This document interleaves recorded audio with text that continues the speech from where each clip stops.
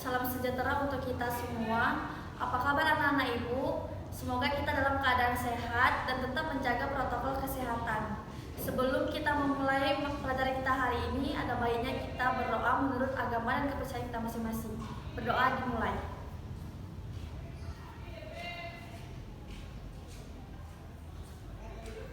Berdoa selesai.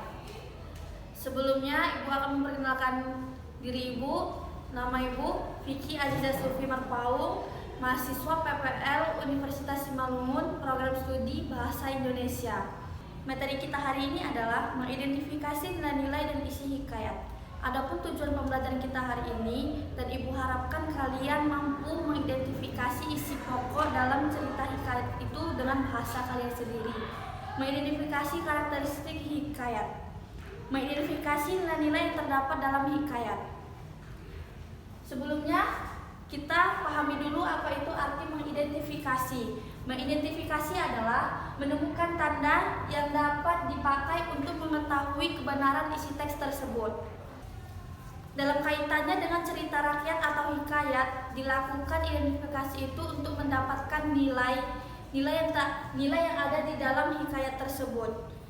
Lalu, pengertian hikayat adalah karya sastra lama berbentuk prosa yang berisi sejarah, silsilah, biografi, atau cerita yang mengisahkan kehebatan dan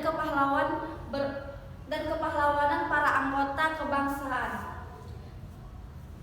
Lalu, hikayat itu dapat berfungsi sebagai media pendidikan, pelipur lara, meriahkan sebuah acara, dan pembangkit semangat juang. Cerita rakyat ini telah ada dari zaman dahulu yang diwariskan secara lisan dan turun-temurun. Cerita rakyat berbentuk hikayat seperti legenda, fabel, mite, sage.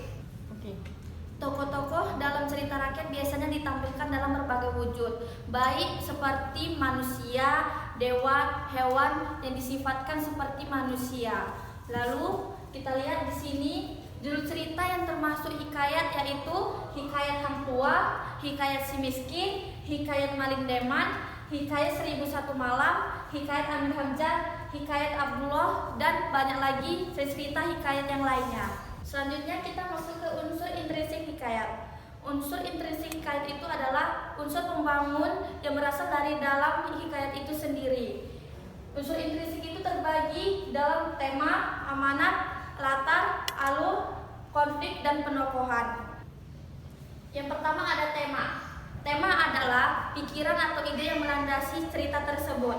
Tema bisa kita temukan setelah kita menyimak, membaca, atau mendengarkan teks tersebut. Lalu yang kedua ada amanat. Amanat adalah pesan yang disampaikan pengarang melalui cerita. Amanat ini berhubungan dengan sebab akibat. Misalnya, jika tokoh tertentu berbuat salah, maka kejahatan pula lah yang akan menerimanya.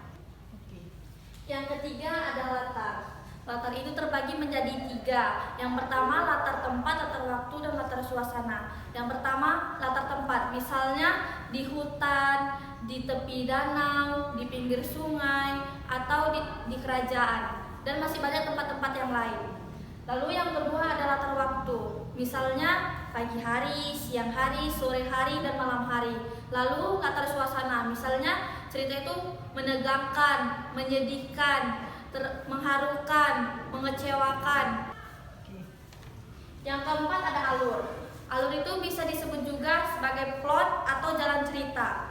Pengertiannya, alur itu adalah rangkaian peristiwa atau urutan bagian-bagian dalam keseluruhan cerita. Alur dapat dibedakan menjadi 2, yaitu alur maju dan alur mundur.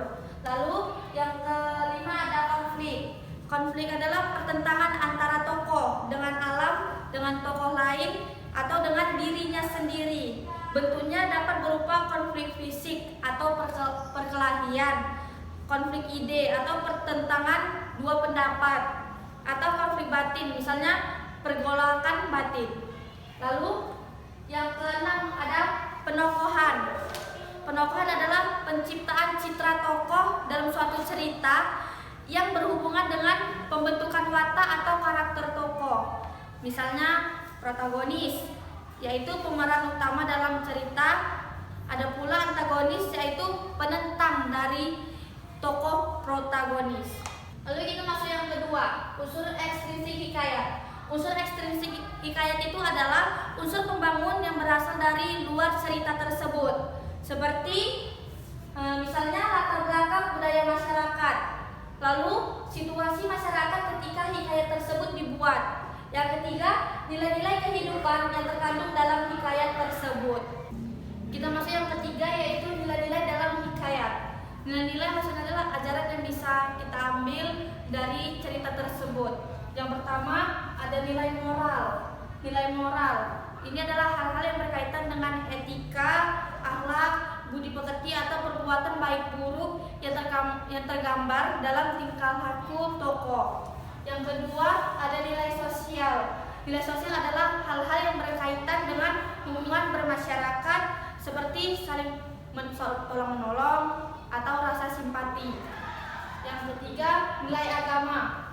Nilai agama ini maksudnya hal-hal yang berkaitan dengan keyakinan, ketuhanan, peribadatan, atau hubungan antara manusia dengan Tuhannya. Kita masuk yang keempat, nilai budaya. Nilai budaya ini berkaitan dengan adat atau kebiasaan masyarakat tertentu, seperti perjodohan, upacara, atau adat ritual. Lalu yang kelima, nilai pendidikan. Ini biasanya berkaitan dengan proses pengubahan sikap dan perilaku seseorang dalam mendewasakan manusia melalui upaya pengajaran dan pelatihan. Baiklah, sampai di sini materi pelajaran kita hari ini, dan semoga kita masih bisa bertemu sampai di pertemuan berikutnya. Wassalamualaikum warahmatullahi wabarakatuh.